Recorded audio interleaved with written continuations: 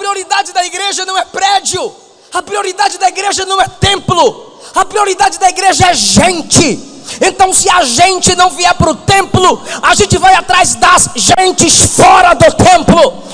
Precisamos parar de valorizar parede, prédio, pedra. Jesus disse que nada disso vai ficar, tudo isso vai cair. Em alguns países nem prédio tem para adorar, mas em cada esquina tem alguém morrendo por não negar o nome de Jesus.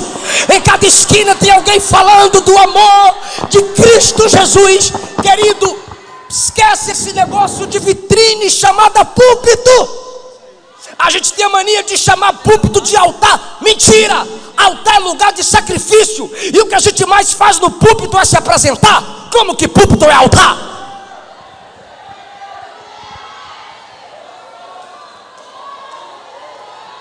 Cadê o som lá de fora?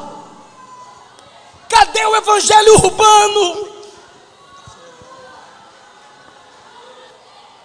Na época do congresso a gente ora e diz assim: vamos orar para Deus mandar as almas virem até nós. Jesus não disse que a seara venha aos ceifeiros.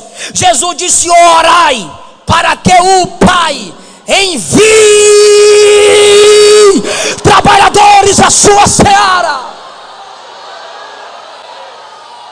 Você está dizendo que quer vir para a igreja para ser cheio, e Deus está dizendo: eu estou te enchendo há tanto tempo. Tu tem 20 anos de crente, eu estou te enchendo todo dia, e você nunca transborda. Você quer explodir, pelo amor de Deus. Então o que você recebe aqui, chega lá fora e prega, chega lá fora e canta, chega lá fora e conta teu testemunho, chega lá fora e fala o que Deus fez na sua vida.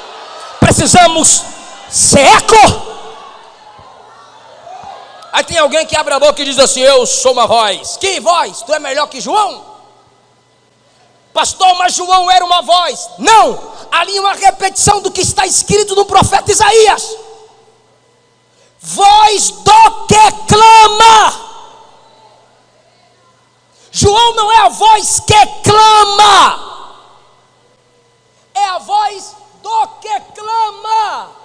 Não é a voz que clama, é a voz do que clama. Quer que eu fale mais alto para entender? Ele não é a voz que clama.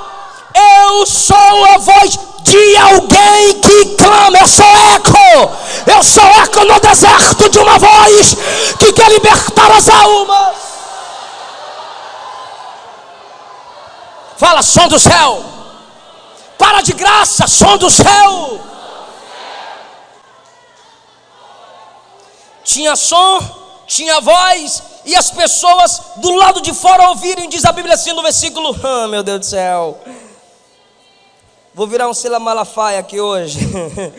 Diz a Bíblia que eles se aproximaram, eles vieram. Os crentes estão falando em línguas estranhas, os crentes estão falando das grandezas de Deus. Agora presta atenção, quase não sai, pelo amor de Deus. Olha o que diz o versículo do número 9. Olha o tanto de gente que tinha ali: partos, medos, elamitas, Mesopotâmia, Judeia, Capadócia, Ponto, Ásia, Frígia, Panfilha, Egito, Líbia, Cirene, romanos, cretenses, arábios. Olha o tanto de gente que tinha lá. Prestou atenção? Diga amém. Os crentes no cenáculo falando em outras línguas, e esse tanto de gente cá fora. De repente, meu Deus do céu, olha o que é crente pentecostal. De repente os partos diziam: pera aí, eles não são galileus? Eu estou entendendo eles falarem na minha língua de um Deus que é grande. Aí os egípcios diziam: não, eu estou entendendo na minha língua de que tem um Cristo que ressuscitou e é grande. Aí os cretenses diziam: não, eu estou entendendo na minha língua. As nações, cada uma na sua própria língua, ouviam os crentes falando da grandeza de Deus do lado de fora.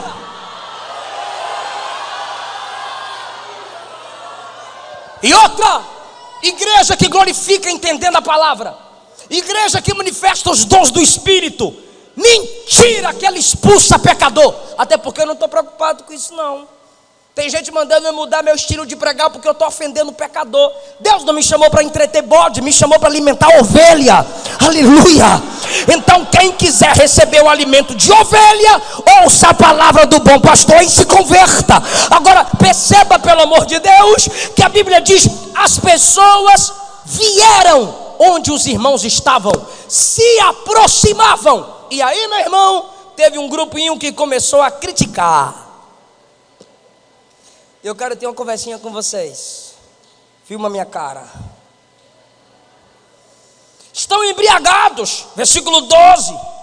Estão loucos, estão fora de si.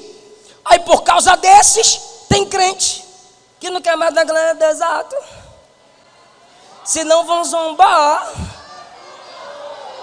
Não quer falar mais novas línguas, em terror, senão vão criticar. Por quê? Por causa dos reformodinhas na internet, falando asneira, desrespeitando a nossa história e misturando a gente com a desordem dos neopentecostais.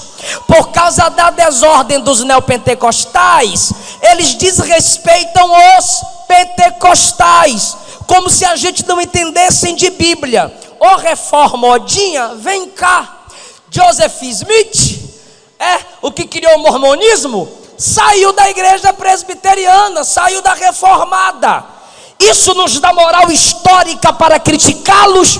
Não. Então não é porque o mormonismo saiu de lá que nós temos moral histórica para desprezá-los.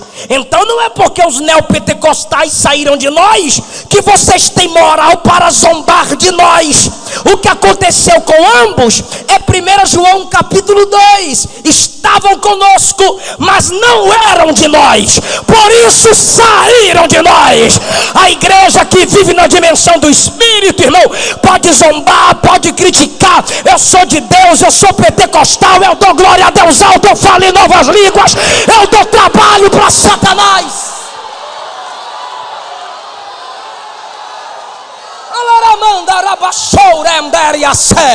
Pecado, querido, é isso que envergonha. O que envergonha é pecado. O que tem que travar o povo é pecado. Agora cultuar, manifestação dos dons do Espírito. Ele fez, ele faz, ele fará. Ele fez, ele faz, ele fará. Alguém está entendendo essa palavra aqui?